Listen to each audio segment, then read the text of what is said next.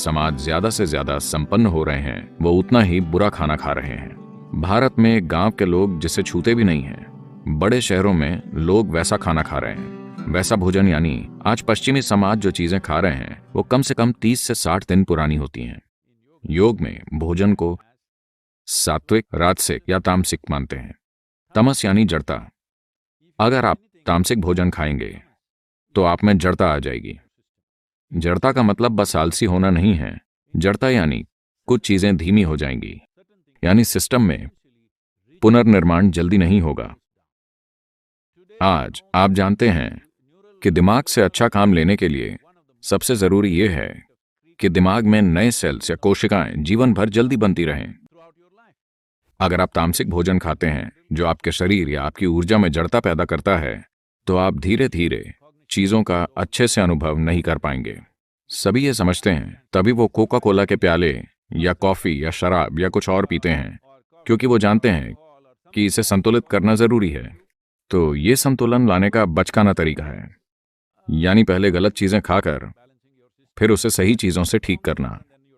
दुनिया में सबसे ज्यादा एंटासिड दवाइयां, दुनिया के लगभग 60% एंटासिड अमेरिका में बेचे जाते हैं, जहां दुनिया के सबसे अमीर लोग हैं।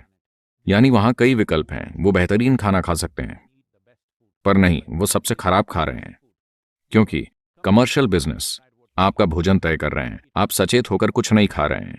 मान लीजिए लोग ताजा खाना खाने लगे। योग संस्कृति में अगर आप कुछ पकाते हैं तो उसे ज्यादा से ज्यादा 1.5 घंटे में खा लिया जाता है। 90 मिनट से पहले उसे खा लेना चाहिए।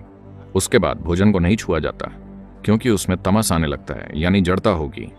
आप प्रयोग करना चाहें तो कर सकते हैं। 1 सप्ताह तक ताजी चीजें खाएं और फिर कोई प्रोसेस्ड चीज खाएं जो 1-2 महीने तक रखी गई हो। आप शरीर में सतर्कता का स्तर देखेंगे। आप इसे खुद अनुभव कर पाएंगे। ये सेल्स या कोशिकाओं में होता है। इसकी मूल चीज है। हम इसे ओजस कहते हैं। इसका कोई अंग्रेजी शब्द नहीं है। अगर आप काफी ओजस पैदा करें, जो कि ऊर्जा का एक गैर भौतिक आयाम है, अगर आपके शरीर की हर कोशिका या सेल में ओजस हो, तो यकीन मानिए आपकी उम्र लगभग रुक जाएगी। आपकी सेल्यूलर एज लंबे समय तक स्थिर रहेगी। मुझ पर कुछ टेस्ट किए गए हैं और वो कह रहे हैं कि मेरी सेल्यूलर उम्र 25 है। वैसे मैं 25 की उम्र जैसा ही हूं। मैं उतनी ही गतिविधि कर रहा हूं, मेरा वजन उतना ही है, सब वही है। ये कोई चमत्कार नहीं है, सभी ऐसा कर सकते हैं, बस बुनियादी बातों पर ध्यान देना होगा।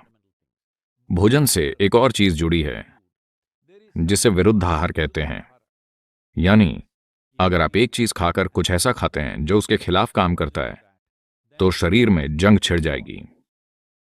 पाचन प्रक्रिया काफी हद तक एसिड या एल्कलाइन जैसी चीजों से होती है।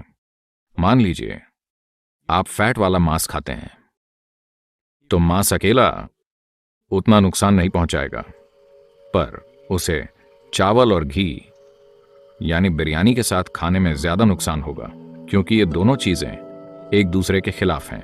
इसी वजह से कोई भी मांसाहारी चीज और दूध या दूध से जुड़ा भोजन एक साथ नहीं खाते, क्योंकि उन्हें मिलाने से वो एक दूसरे के खिलाफ हो जाएंगे और आपके अंदर एक जंग पैदा कर देंगे। योग विज्ञान के हिसाब से भोजन पेट की थैली में 2.5 घंटे से ज्यादा नहीं रहना चाहिए।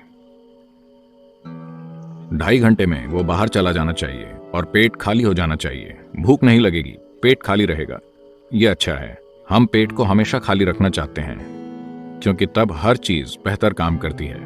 और पेट की सेहत को आज बिल्कुल नजरअंदाज कर दिया गया है। अगर आप पेट को साफ नहीं रखते तो मन को संतुलित रखना बहुत मुश्किल है। तो आयुर्वेद और सिद्ध में अगर आपकी रातों की नींद डिस्टर्ब हो रही है, आपको कोई परेशानी है या कोई मानसिक समस्याएं हैं, तो सबसे पहले ये शुद्धिकरण किया जाता है। पेट की सफाई से अचानक संतुलन महसूस होता है। तो ईशा योग केंद्र में हम सुबह नीम और हल्दी की एक छोटी गोली खाते हैं। इसके कई पहलू हैं। यह आपके सिस्टम पर कई तरह से असर डालती है। सबसे पहले तो यह खाने से आपका पाचन तंत्र या सिस्टम साफ रहेगा।